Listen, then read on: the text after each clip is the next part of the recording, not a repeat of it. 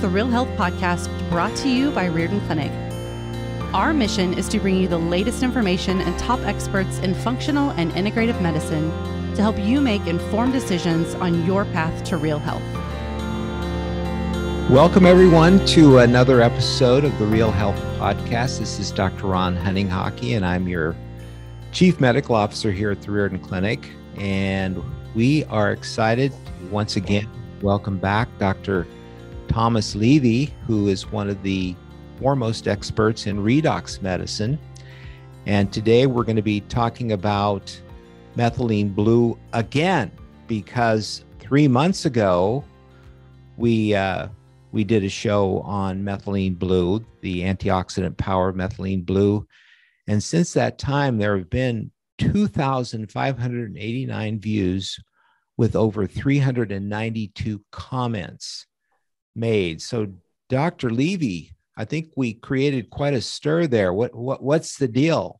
Why is there so much interest in methylene blue, and what can we do to tell the audience more? Because it sounds like they're really interested in what this can do for them.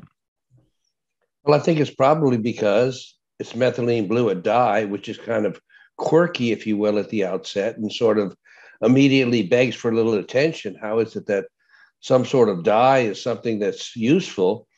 And then, of course, after you get above the surface there and get into the substance of it, you realize it's just an incredibly dynamic therapy. And as we've discussed, and not all antioxidants have this property, I might add. An antioxidant is not an antioxidant, it's not an antioxidant, but methylene blue in many ways parallels the activities of vitamin C in the body and what it does and the effects that it has on increased oxidative stress inside cells and oxidized biomolecules. And along with some unique and increased activity over vitamin C when it comes to problems with the central nervous system.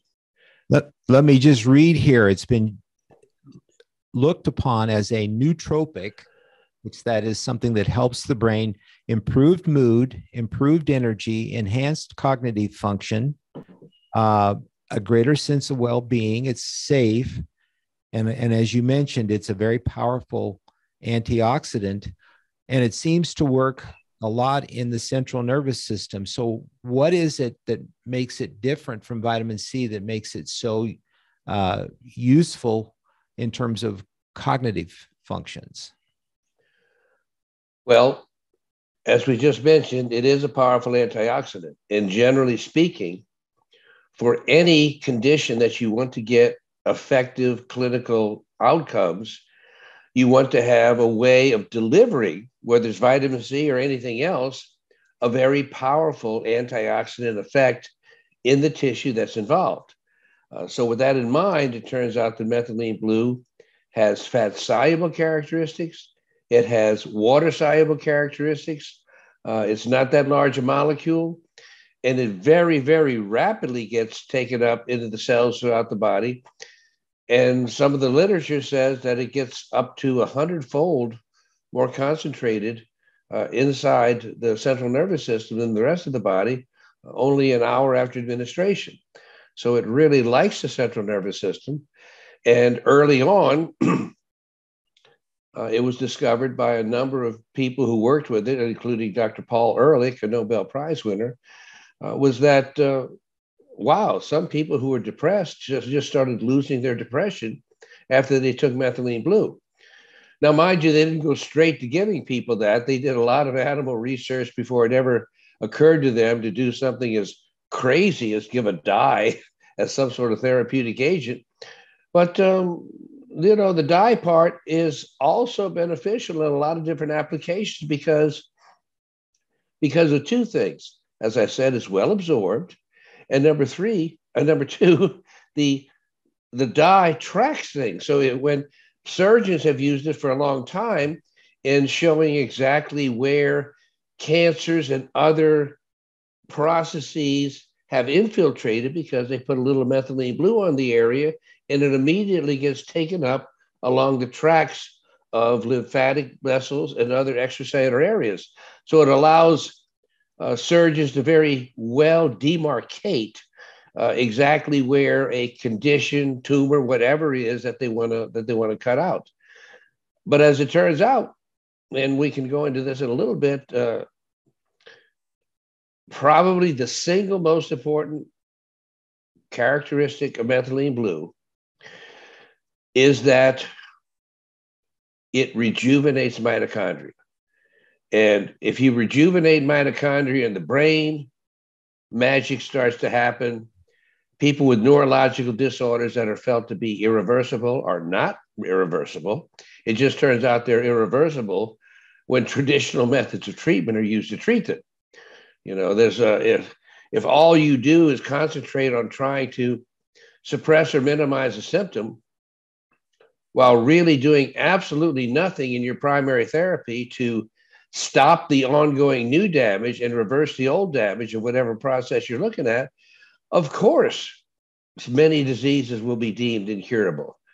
But when you begin to understand the pathology, understand the importance of what you mentioned, redox biology, when we finally start to get the reduction, which is the electron repleted, the electron sated side of redox, more prominent inside a cell than the electron depleted oxidized cell.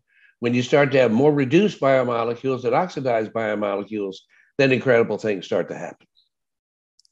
I think if I just take a moment here and explain to the audience how I make my own methylene blue solution to take, because that was a number of the comments were, now, how do you make this stuff? What's the best way to take it? And there's a lot of different ways, but I think this particular way elucidates what you just said. You know, if you want to make yourself a methylene blue drink, what I do is take some warm or hot water, and I put ascorbic acid in the water, maybe a half of a teaspoon. And then I'll take my pharmaceutical grade methylene blue drops that are available off the internet, and I'll put 20 drops in, which is 10 milligrams of methylene blue. Interestingly enough, as it drips in, it's dark, inky blue. So you have to be careful how you handle methylene blue because it can really stain stuff. It's dark and inky, but it starts to react with the vitamin C water, and it turns into leucomethylene blue, which is a kind of a very light kind of blue or turquoise color. And it's fascinating to see the colorimetric change that occurs.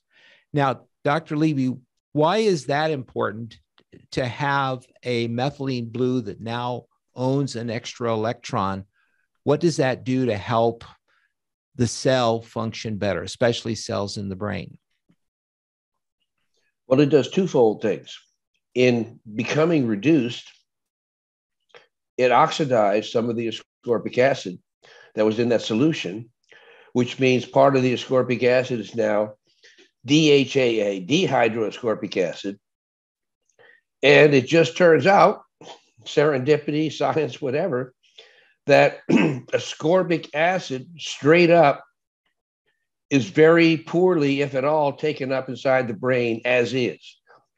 Instead, it's the oxidized form, DHAA, which goes rapidly across the blood-brain barrier and uses the GLUT transporters, which is the same transporter that's used for glucose. It is facilitated by insulin the same way to get inside the cell. This then allows a much greater percent of the vitamin C to be readily taken into the brain. Now, having said all of that, you still have, and this is something that I've really come to my realization fairly recently, but I think it's very important. I mean, all my professional life, or at least the last 30 years, has been focused on the fact that vitamin C is a powerful antioxidant because it donates electrons. That's not so true that that's what makes it a powerful antioxidant. Many, many, many molecules will donate an electron, but they don't participate in the rapid to and fro give up an electron, take an electron, give up an electron, take an electron. In the case of vitamin C, this is why it's not so important whether you take it, ironically enough, in a reduced or oxidized form. It's just important that you continue to expand the matrix of vitamin C and other antioxidant molecules in the body so that the electrons already present in the system have a great facility in being easily distributed throughout the cytoplasm and throughout the organelles. Because literally, it's whether electrons get where they need to go in adequate amounts and time that determine health. And just to mention something we already talked about in the past, but it's important to realize is when electrons flow, that's called current. Okay, so if you have enough antioxidants like vitamin C that not only will donate an electron, but will rapidly take the electron back after it's been oxidized, this actually generates a flow of electrons, gives you microcurrents, and generates voltage potentials across the cell. And there's many articles in the literature that clearly show that certain degrees of current and certain degrees of voltage are clear markers of whether a cell is healthy or not. So basically, when people would take the methylene blue in this manner, you're going to facilitate its entry into the central nervous system. And I ran into a shocking, amazing statistic. I used to tell people that a neuron contains about 100,000 mitochondria, one neuron. The new thinking is that it's anywhere from 1 to 2 million mitochondria. So if you can get electrons via vitamin C and methylene blue into your central nervous system, that's going to help what some days to me feels like the dead battery syndrome, those days when my brain just is not working. But this is a good way to rejuvenate it. And there is research now in terms of Alzheimer's and other Parkinson's, other central nervous system diseases responding to this therapy, though it's not a well-known therapy in conventional thinking. And you know, they have something called the ORAC value, which is basically how quickly and completely an antioxidant gives up its electron. But it does not measure in any degree at all how readily it takes it back, which is why you have some of these antioxidants, astaxanthin and others that are so powerful, but they don't get where you want them to get in the body. So it's important that you have that power plus the ability to be distributed. And the one really super thing that makes methylene blue unique above and beyond vitamin C, it's almost slander for somebody like me to say that, right? Above and beyond what vitamin C can do is that it rapidly gets taken up, not only inside the cells, but specifically inside the mitochondria. So it selectively accumulates inside the mitochondria. Now, what does it do when it's there? Well, whether it's in its reduced form or its oxidized form, when it finally gets there, either way, this is what happens. If it's in its reduced form, it bypasses the entire electron chain transfer series of complexes and donates its electron to the final one that allows the development of protons that fuel the ATP synthase pump, and you make a lot of ATP without all the stuff ahead of it. Why is that significant? Well, in going through the entire electron transport chain, not only are you trying to get that electron down to that final spot where it needs to be, you're generating more oxidative stress in the process. And this is what pretty much causes mitochondrial dysfunction, is things slow down, you start to generate too much oxidative stress relative to the amount of energy that you generate, and then it's a vicious cycle and things slow down and shut down. The methylene blue goes straight to the end of it and allows you to make ATP without generating the oxidative stress. On the other hand, when the methylene blue comes into the oxidized state, it goes to the first complex where there's a lot of what's called NADH. And the NADH, instead of, will directly give the electron to the methylene blue, and then it'll go to the other end of the train, do the same thing that I just mentioned, and generate ATP. So even without needing or having to understand biochemistry at all, in a nutshell, methylene blue makes mitochondria, which are the powerhouses of your cells, which means they're the powerhouses of your body, Right. makes mitochondria much more efficient in making energy and much more efficient in generating less oxidative stress in the process of generating that energy. It's pretty cool. Just for our general audience, in terms of dosage, we had a number of questions and comments about dosing. And first of all, are there any contraindications to using methylene blue? Isn't it the antidepressants theoretically could be a problem, and you may have to start really low in that case? Well, they talk about the people who take the SSRI antidepressants. Even then, it doesn't appear inevitable that methylene blue is going to give you problems. It's just that under those circumstances, you should probably work with an aware integrative physician and maybe start at a low dose while at the same time tapering off of some of those drugs. But certainly, if you're on the SSRI, you shouldn't just straight out of the gate take a large amount of methylene blue, because that could cause substantial problems. Yeah. And there are a number of the psychiatrists now. Dr. Christopher Plummer has written a book called Brain Energy, where he's a Harvard psychiatrist researcher making the assertion that maybe all of your mental illnesses may turn out to be metabolic, namely lack of energy. And this is where the methylene blue story comes in. So people could easily, I would think, start with maybe 5 or 10 drops and make the vitamin C solution. And it has to be ascorbic acid. If you use sodium ascorbate, you're not going to get the electron donor to the methylene blue. So it has to be ascorbic acid, a quarter to a half a teaspoon in some warm water, stir it up with the methylene blue, and then you can drink it. And it doesn't dye your tongue. And it's very well tolerated.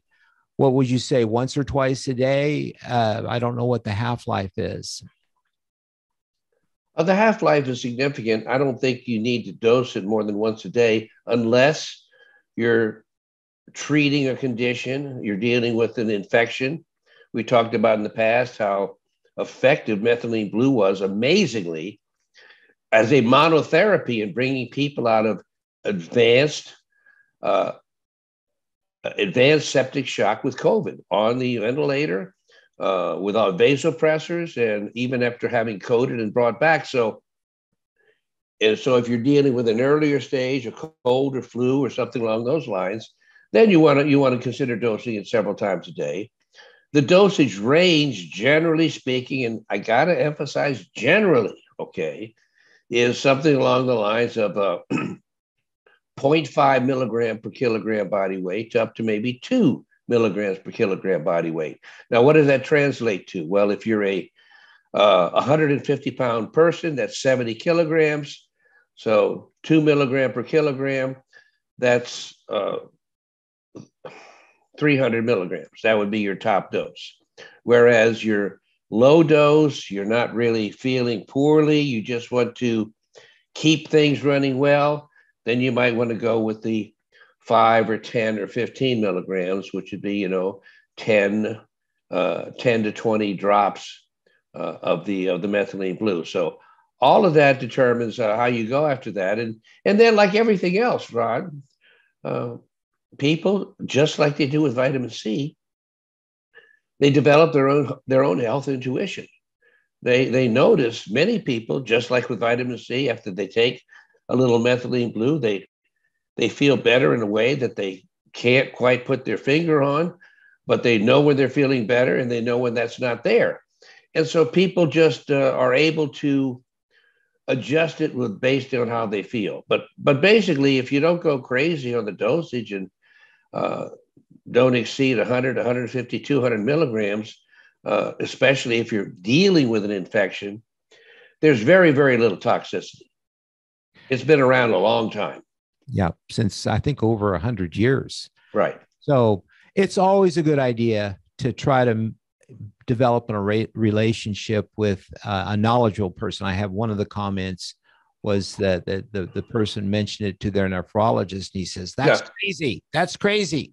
Well, if you don't know anything about it, it sure would sound kind of crazy. But if you use small doses, working up gradually, and also understanding the fact that Rome is not built in a day. And if you've got early stage or mid stage Alzheimer's, it's not going to make you well in a short period of time. There's going to be a process of healing that needs to go on and should be coordinated, I think, with someone knowledgeable in the field of supplements and functional type medicine. So, but anyway, Dr. Levy, this is fascinating. And I think this is not the end of the story. I think more people are going to want to know more about it because in a way, it highlights what you've been saying for so many years, is that antioxidants still play a crucial role, have always played a crucial role in not only regaining health, but maintaining optimal health. And so once again, I want to thank you for the work you've done for all these years